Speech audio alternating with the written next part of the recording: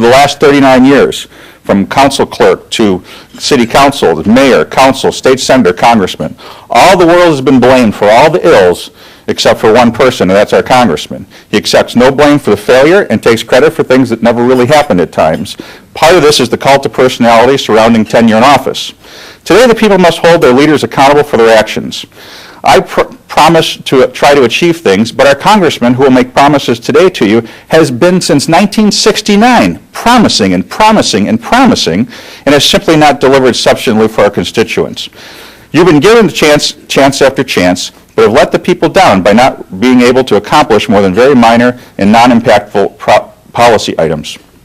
I believe fundamentally that when the idea turns to jobs, and we'll all talk about jobs today, small business is the engine that drives the American economy. I have a lifetime voting record of supporting small business. Congressman Kucinich has voted against the interests of small business as defined by NFIB 94% of the time. I have a track record of support for Ohio manufacturing, and our congressman wants to impose a new massive tax on manufacturers and consumers that could very well destroy what is left of our region's employers in the industry. Wake up, Cleveland. It is time for someone new. Time to turn the page on yesterday and send me to Congress, not to fight, but to work. Years of fighting has not brought our region forward, and let's face it, we need real help and real change. I'll sincerely represent your interests. Work diligently on your behalf. Roll up my sleeves to go to work to repair our economy. It will be a long process, but from back to basics education policy with an emphasis on science, technology, engineering, and mathematics, to higher education, to reforms in our nation's tax and regulatory structure, to advancing quality and availability of health care, to strengthening our security as citizens, I represent a new era of common sense, ethnic values, and solutions to improve our families and our economy. I'm Jim Trakas, and I can't wait to go to work for you in Congress.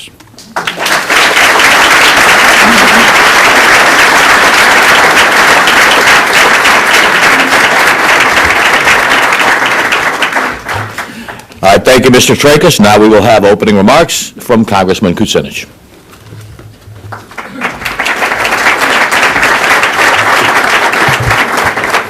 Thank you very much.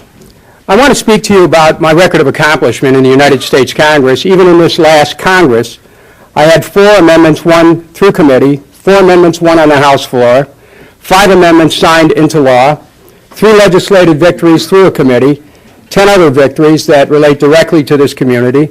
The Domestic Policy Subcommittee, which I'm co-chair, has held 29 hearings, including 5 on foreclosure, 2 of those hearings, by the way, in the city of Cleveland, exploring the impact of predatory lending, 3 on Medicaid's dental benefit for children, conducted 9 investigations, published 4 reports. I'm someone who works every day, both in Washington and the district, to make sure that government works for people. Now, the specifics that relate to jobs are something very important to this district. Many of you heard yesterday the important announcement that by 2011, the city of Cleveland is going to have another 1,000 jobs at DFAS.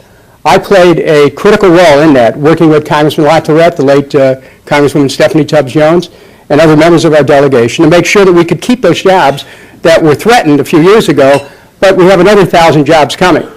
That's been my role, to be there as part of Team Cleveland, working in a bipartisan way, working with the business community as well as the Republicans in the congressional delegation to make things happen, such as helping to protect the jobs at NASA. I spearheaded the effort in the Ohio delegation to not just protect NASA Glenn's facility, but also to get a ban on reductions in force. I actually got that into the recent legislation dealing with the budget. I was able to, as many of you know, and again, NASA has about 3,000 jobs. Those are the jobs of the future. They're the incubator of all the new jobs that America could hope for coming out of science and technology, and I'm proud of the role that I played in that.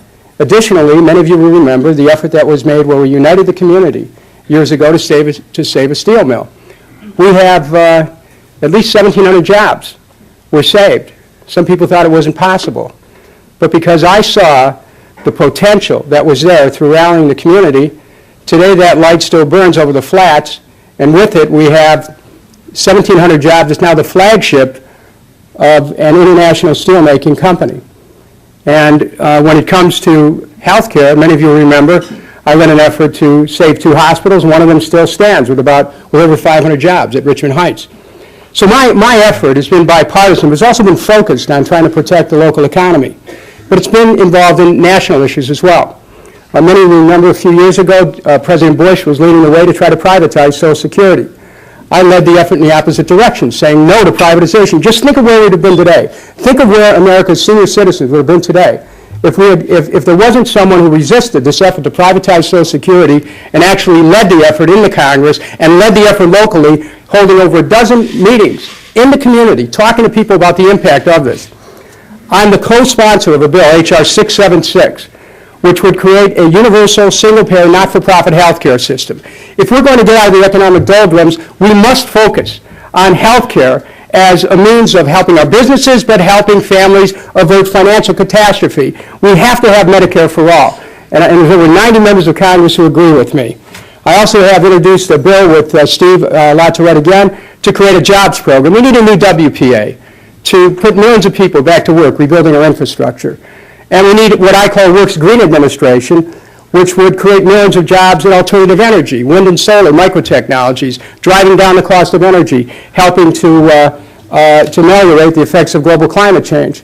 So these are some of the things that I've been able to do through my leadership in the United States Congress. And finally, the thing that I'm very proud of is in my office, at a district level, we handle over 10,000 requests for service a year. We do a lot of casework, and that casework becomes even more important as we face a recession. So I look forward to having a little bit more time in the next round, and I thank you very much for the opportunity to serve in the United States Congress. Thank you very much.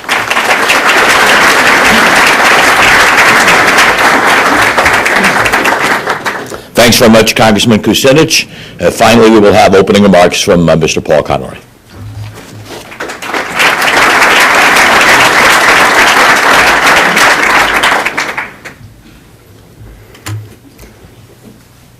First, I'd like to thank the City Club for extending the gracious invitation, for having me here. I am humbled and I am grateful for this opportunity to speak before you. I'm also very humbled and very grateful for Mr. Trakas and Congressman Kucinich for being here and letting me share the stage as an equal with these two fine gentlemen. I am the Libertarian candidate for the 10th District. And there's a reason why I'm the Libertarian candidate. It's because I believe in the fundamentals of libertarianism. I believe libertarianism takes the best of both the parties' promises. Fiscal responsibility, smaller government, economic growth, and personal responsibility.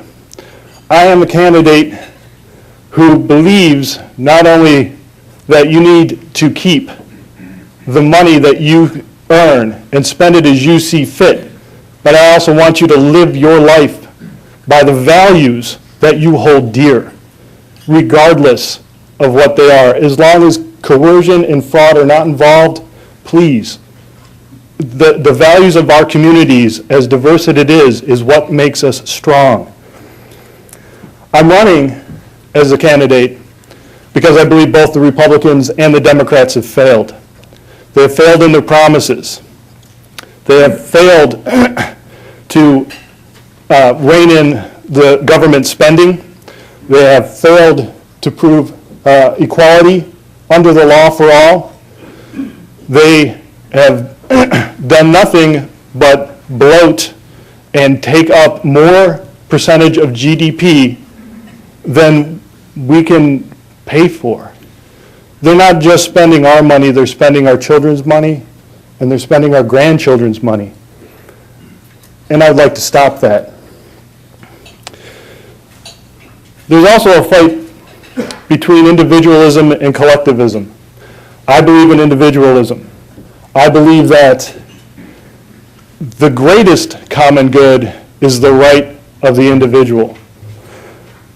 I believe that the state does not hold any more rights than each one of us.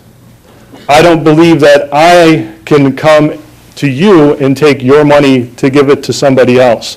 And I don't believe the state's allowed to do that either.